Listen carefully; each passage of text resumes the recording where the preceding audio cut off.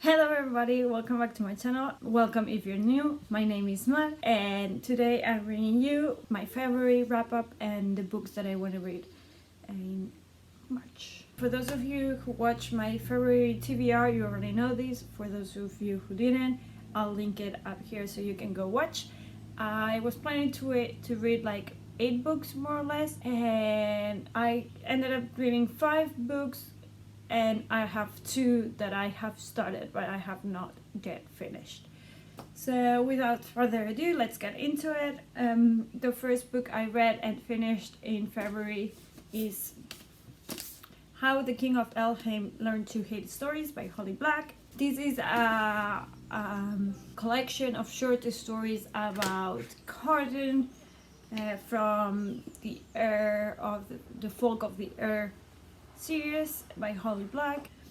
I gave it 3 stars if I'm not mistaken. Yeah, I gave it 3 out of 5 stars because I was expecting a lot more of Jordan and Carden, like their relationship after everything happens in Queen of Nothing, and most of the stories are before that, and I was like kind of disappointed about it because I mean, okay, yeah, I like that we get to know Carden a bit better and we get to know why he's the way he is a bit better, but I just wanted more of after. You know, I'm a big fan fiction reader, so I'm always like wanting to know what happens after the story, not before the story. 3 out of 5. I really enjoyed it though, and they're super short stories, so it was very quick to read, and the art in this thing is just incredible. The next book I read was When He Was Wicked by Julia Quinn. This is the 6th book, I think, if I'm not mistaken, on the Bridgerton series. It's the book that talks about Francesca, and I gave it a 3 out of 5 stars too. It was very slow for me.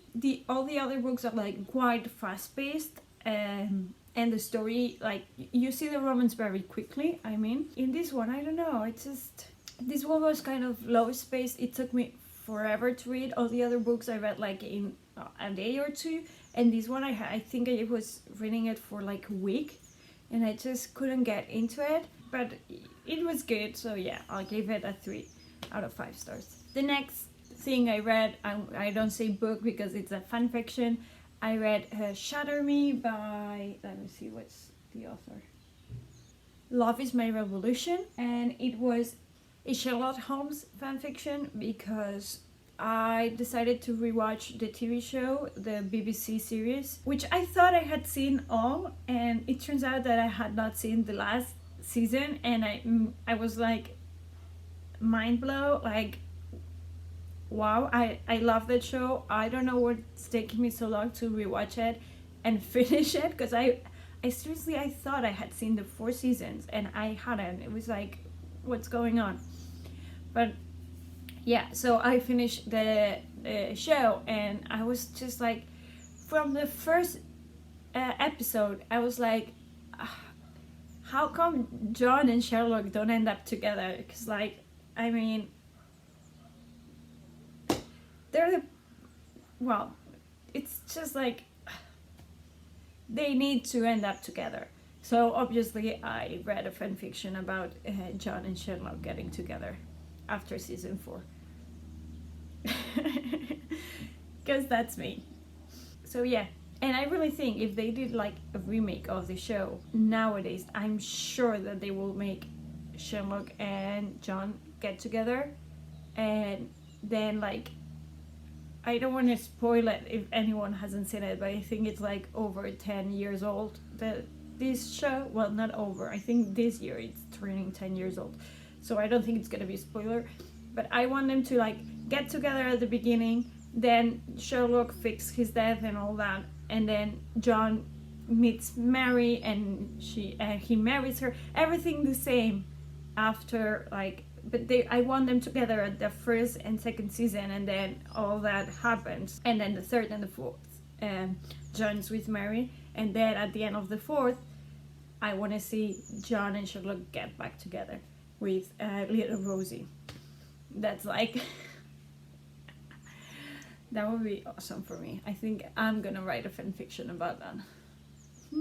That would be cool. So yeah, whatever. Fan fiction. Shatter Me, 3 out of 5 stars. Okay, so after that I started reading Psychic Witch by Matt Oren. I haven't gotten too much into it. I just read the first chapter. So yeah, I'll let you know when I finish it. I will probably finish it this weekend.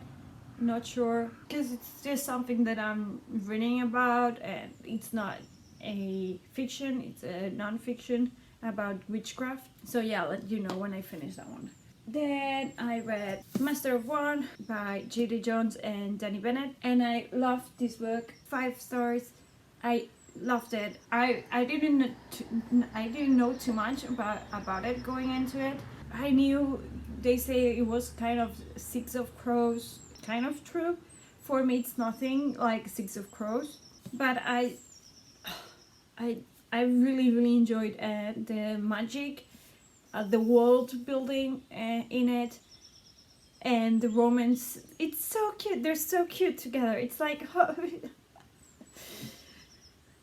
I really loved it. It's about this thief who gets blackmailed into getting this weapon for a magician, for the Quinn's magician, and when he gets the weapon, it turns out that the weapon is a fae, a prince fae, who knows how to get to the weapon. Like, really recommend this one. It's very good.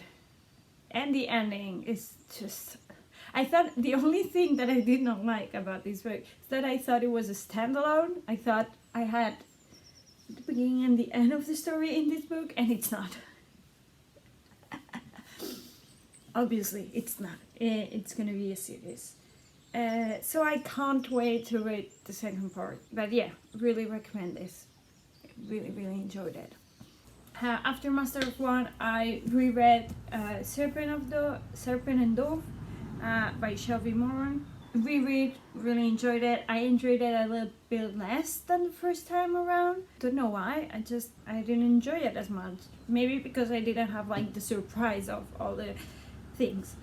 Although I did get a surprise because I didn't remember one of the main plot twists in here. Well, it's not a main plot twist, but it's kind of an important thing.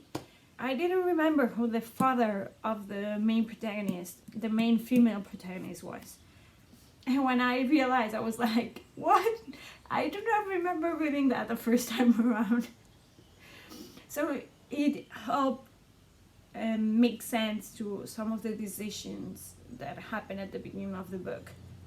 Because when I was thinking about the book, I forgot about that part. So every time I was like, and why does that happen at the beginning? Like, why do they get forced? Why are they forced to get married? And then it all, when I read that part, I was like, oh, okay, that makes sense.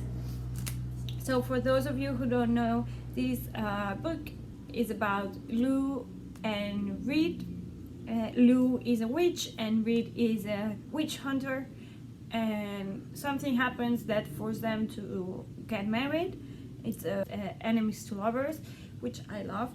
And yeah, I really like the magic system in this book. I'm in love with Lou and Coco.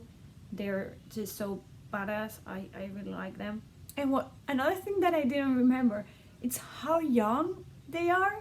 Because when I read these, I keep imagining them like as a 20, like Lou as a 24, 20, 22, 24 years old, and Reed as a 26, 28-year-old, and they're like 18 and 20, and I was like, why are they so young? The things that they're doing, like, I don't know, I think their actions and everything are more mature for the age that they are. Like, this could be new adult instead of young adult perfectly, because like there's no high school setting or anything, so they could be older, and I think it would be for the characters and their personalities and their choices and everything would make more sense if they were a bit older. But hey, I'm not the author, so yeah, I gave it a 4. I think the last time I read it, I gave it a 5 stars. This time it's gone down to 4 stars. But yeah, if you like enemies to lovers and you like witches, it's a good book. And family drama.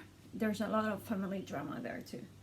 And last but not least, the book that I'm currently reading, it's Blood and Honey. It's the second part to Serpent and Dove.